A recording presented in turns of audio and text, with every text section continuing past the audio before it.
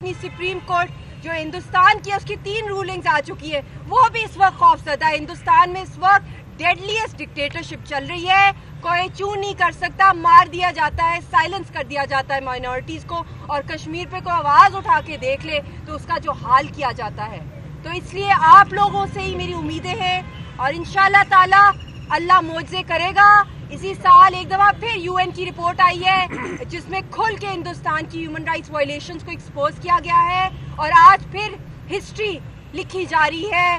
آج 16 اگست ہے، جو کہ 54 ایئرز کے بعد سیکیورٹی کاؤنسل کے اندر ہمارا مسئلہ ایک دفعہ پھر گیا ہے۔ بہت کوشش اس وقت ہندوستان کر رہا ہے، بڑی مارکیٹنگ کر رہا ہے کہ یہ تو کلوز ڈور میٹنگ ہوگی، اس کی تو کوئی بھی فائنڈنگز باہر نہیں نکلیں گی۔ پہنچا تو صحیح نا سیکیورٹی کاؤنسل میں، ہماری فتح ہے، یہ دنیا بھر کے امن پسند لوگوں کی یہ فتح ہے، اور چائنا کا بھی اس میں بہت رول ہے، اور جو ساتھ دے گا انشاءاللہ تعالی آپ دیکھیں گے اس کا ٹیمپو بڑھتا جائے گا۔ یہ رکنے والا نہیں ہے معاملہ جب تک یہ اپنے اینڈ تک نہیں آئے گا۔ بہت شکریہ، اللہ آپ سب لوگوں کو اپنے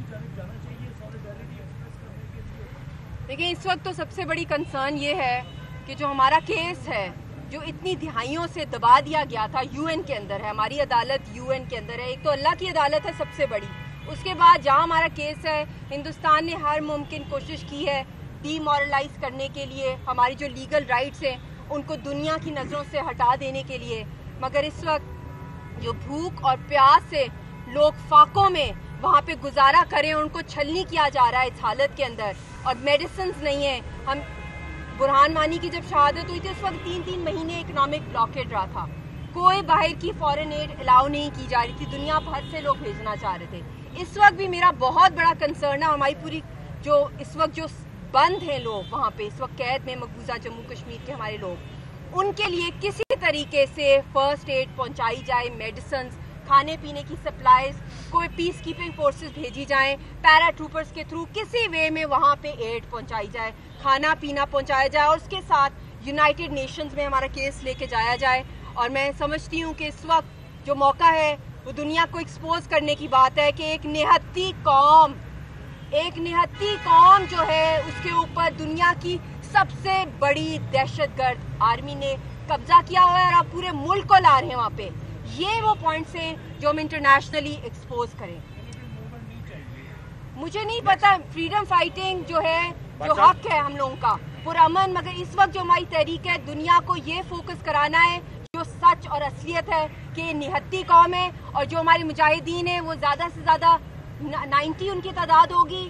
ہمارے جو نہتے مجاہدہ اور مجاہدین ہیں ان کی میں بات کری، جو ہماری پوری قوم ہے، یہ ان کی کو کیا جواز بنتا ہے کہ 8 لاکھ فوج یہ وہاں پہ ڈالیں اور اس میں کہے کہ ہم نے آپ کے 90 یا یہ تو 350 کہتے ہیں مجاہدین کو ہم نے انکاؤنٹر۔ یہ سب جھوٹا ڈرامہ ہے، انہوں نے 5 سال انکاؤنٹر کا ڈرامہ کیا، آپ سب لوگوں نے دیکھا۔ یہ گاؤں گیا مودی کی جو آرمی، اور انہوں نے چھاپے مارے، انہوں نے کہا مجاہدین پہ ہم انکاؤنٹرز کریں، وہ ان کا فراڈ تھا۔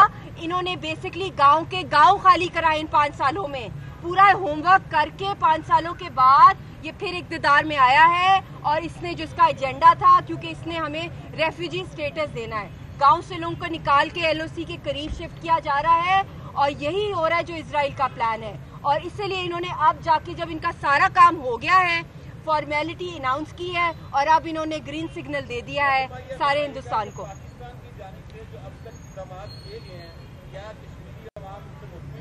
دیکھیں، اس وقت میکسیمم چاہیے ہمیں، ہیومن رائٹس کاؤنسل جو ہے پاکستان کا ممبر ہے یونائٹڈ نیشنز کا، اس میں فوراً لے کے جایا جائے جتنے بھی ہمارے پولیٹیکل پرزنرز ہیں ہزاروں کی تعداد میں، خاص طور پہ جس ورس طریقے سے میرے شوہر محمد یاسین ملک کو ڈیتھ سیل میں رکھا ہوا ہے انہوں نے، ابھی تک آپ حیران ہوں گے اتنا شور مچایا دنیا بھر نے ان کے لیے، مگر ابھی تک ان کو وہ 5x7 فیٹ کے ڈیتھ سیل سے ابھی تک ان کو ہاسپٹل میں نہیں لے کے گئے. دوسری بھی جو ہماری قیادت ہے ان کو بھی نظر بند کیا ہوا ہے. تو یہ بہت خطرے کی گھنٹی ہے کہ ہندوستان چاہتا ہے کہ ہماری جو قوم وہ لیڈر لیس ہو جائے، مگر یہ ان کی بھول ہے. یہ تو ہر بچہ جو پیدا ہوتا ہے اس کے اندر یہ سینٹیمنٹ ہے حق خود ارادیت کا، یہ دبا نہیں سکتے. مگر میں یہ اپیل کرتی ہوں پاکستان کی گورنمنٹ کو کہ جلد از جلد جتنی بھی ہیومن رائٹس وائلیشن ساتھ ساتھ ہو رہی ہے، اور ٹیکنیکلی اسپیکنگ اس وقت ہمارا جو ہندوستان سے جو انہوں نے کانسٹیٹیوشن کا جو ایک آرگن جو 370 کے تھرو اٹیچ کیا ہوا تھا اپنی ہندوستان کی کانسٹیٹیوشن کے ساتھ، لیگلی بھی اگر آپ دیکھ لیں وہ انہوں نے خود ہی توڑ دیا ہے. ٹیمپرری جو بھی تھا ان کے ساتھ اسٹیٹ سبجیکٹ کا وہ انہوں نے ختم کر لیا. ٹیکنیکلی ہم لوگوں کے ہاتھ جنگل لا چل رہا ہے اس وقت. اگر UN نہیں جاگا تو یہاں پہ سب سے بڑی اس دنیا کی جنگ ہو سکتی ہے. یہ ہمارا سب کا گول ہونا چاہیے کہ ایک وہاں لوگوں کو بچایا جائے ایمرجنسی میں وہاں پہ، اور اس کے ساتھ ساتھ دنیا کو بھی UN کو بھی انگیج کرایا جائے. دانیال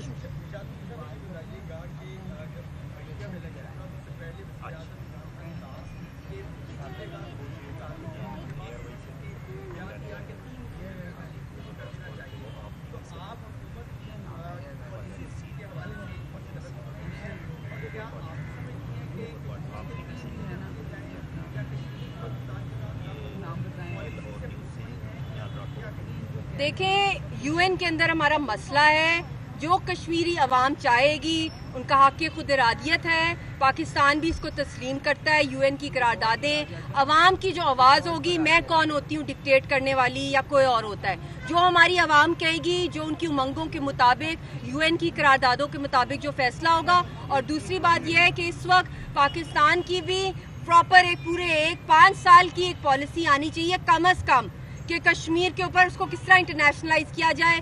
کشمیر کے انوائز ڈکلیئر ہونے چاہیے، جو گلوبل انوائز بنائے جائیں اس وقت پوری دنیا میں جو ہماری کشمیری ڈائسپورا ہے. اور اس کے ساتھ ساتھ جو پاکستان کے اندر جو اس وقت ان کا راؤنڈ ٹیبل ہونا چاہیے، سارے آل واکس آف لائف، سارے ادارے، ساری پولیٹیکل پارٹیز، اور اس کے اندر لائرز کو، جرنلسٹ کو، انٹلیکچوئلس کو، اور جو مقبوضہ جموں کشمیر کے ریپرزینٹیٹیوز ہیں حریت کے، جو LOC کے وکٹمز ہیں، ان کو اکراس دا بورڈ ان سب سے مل بیٹھ کے مشورے کے ساتھ ایک جوائنٹ پالیسی آنی پڑے گی ہنگامی طور پہ.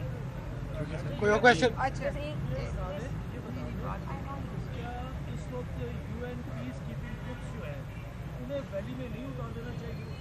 ان کو بالکل ہونا چاہیے، ان کو اجازت ہی نہیں دیتا ہندوستان، مگر ان کو انٹرنیشنل پریشر ڈالنا پڑے گا ہندوستان کے اوپر، کیونکہ وہ اتنا بڑا جینوسائیڈ ہو رہا ہے.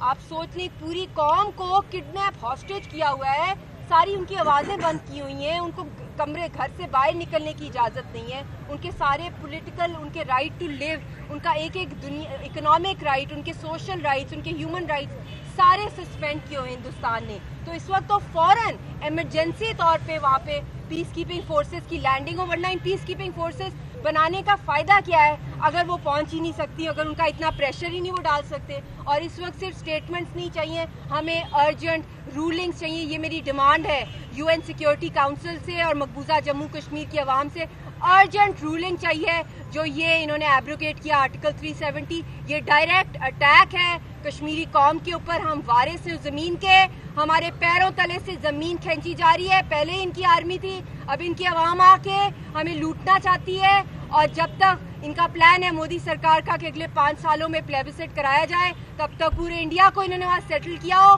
اور پھر ووٹنگ کرائے تو جو اصل آواز ہے اسی کو دبا دیں گے. تو ہم نے ہر ممکن کوشش کرنی، یہ ایک جنگ ہے کشمیری قوم کے لیے جو آپ سب نے لڑنی ہے. پوری دنیا میں آپ نے اپنے قلم، اپنے کیمرہ کے تھرو، اپنی آواز کے تھرو اور اس پریس کانفرنس کے تھرو، جتنا بھی لوگ مجھے سن رہے ہیں، آپ لوگ UN والوں کو ای میل کریں، secretary general, human rights commissioner کو آن لائن پٹیشنز کریں، ریلیز کریں. پوری دنیا میں جتنے بھی آپ جانتے ہیں، آپ ہیومن رائٹس ایکٹیوسٹ جتنے بھی لوگ ہیں جو آپ انگیج کریں. اور میں پاکستان کی حکومت کو بھی کہوں گی کہ فوراً پاکستان کے پرائم منسٹر کے ہنگامی دورے ہونے چاہیے. پرماننٹ 5 ممالک کو فوراً جا کے ملیں، 1 to 1 ملیں، اور کشمیری قوم کے علاوہ جو پاکستان کی بھی کنسرنز ہیں پورے خطے کی ہیں وہ فوراً آگاہی کی جائے اور ہائی پاور ڈیلیگیشنز جائے. بہت شکریہ. بلوچ صاحب.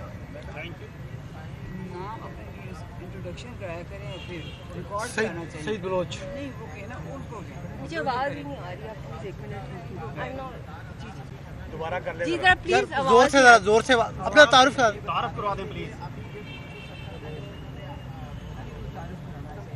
370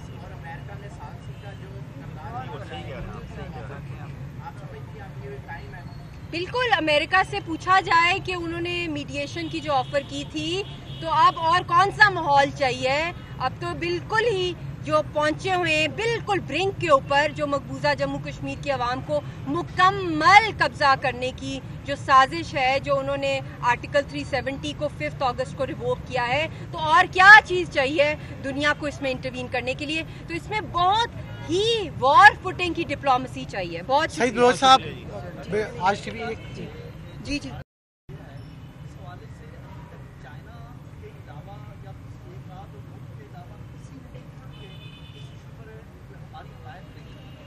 देखिए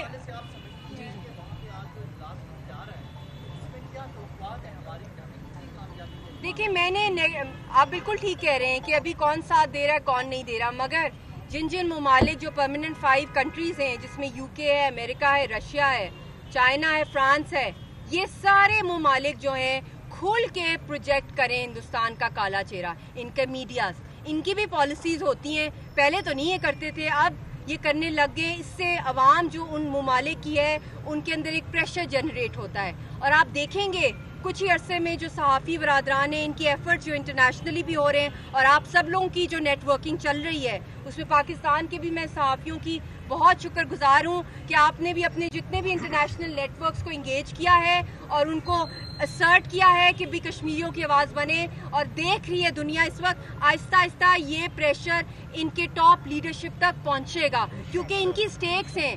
ये न्यूक्लियर वॉर अगर छोटी सी भी माइक्रो न्यूक्लियर वॉर होती है, क्योंकि 4 या 5 हफ्तों से ज़्यादा सस्टेन नहीं की जा सकती है कन्वेंशनल वॉर, गॉड फॉरबिड, जो कि हिंदुस्तान का अखंड भारत का प्लान है। आज नहीं तो कल का इनका प्लान ये ज़रूर है, इसको रोकना है। और कश्मीरियों पे मुकम्मल जंग है इस वक्त। मैं सेक्रेटरी जाहिद आबिद साहब से कहूँगा कि शुक्रिया अदा किया जी। मैडम आपका अल्लाह ब्लेस यू। पाकिस्तान हमेशा आपके साथ रहा है, हमेशा आपके साथ होगा, और खासतौर पर मीडिया जो अपना किरदार अदा कर रहा है उसमें यकीनन आप हमें पीछे नहीं पाए। Thank you very much. ये प्लीज जरा ये एक छोटा सा एक टोकन ऑफ लव है प्रोग्राम और प्रेस क्लब। और नेक्स्ट और ठीक है दे दो। ये यार ये सामने आ रहा है ना। अच्छा फिर थोड़ा सा आगे हो जाए, इधर इधर आ जाओ, बरसा बाजू ठीक है।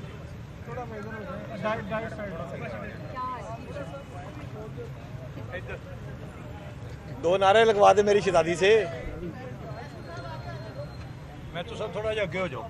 मैं तो सब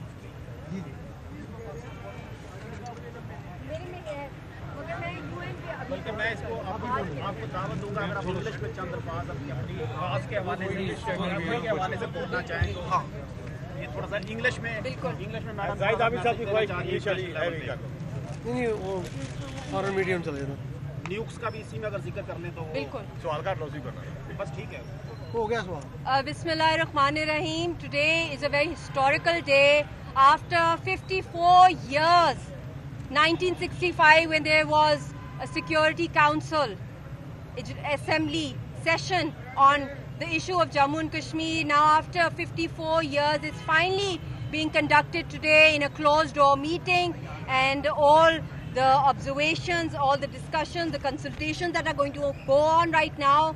This is indeed a historical day for the freedom struggle of the people of Indian occupied Jammu and Kashmir, that the criminal silence of the world is slowly and steadily is falling, and they're speaking up. The international media, the whole world is realizing now how dangerous this is. This is not similar to the issue of Palestine, though whatever India is doing right now is exactly the same as the West Bank settlements right now on the Israeli plan.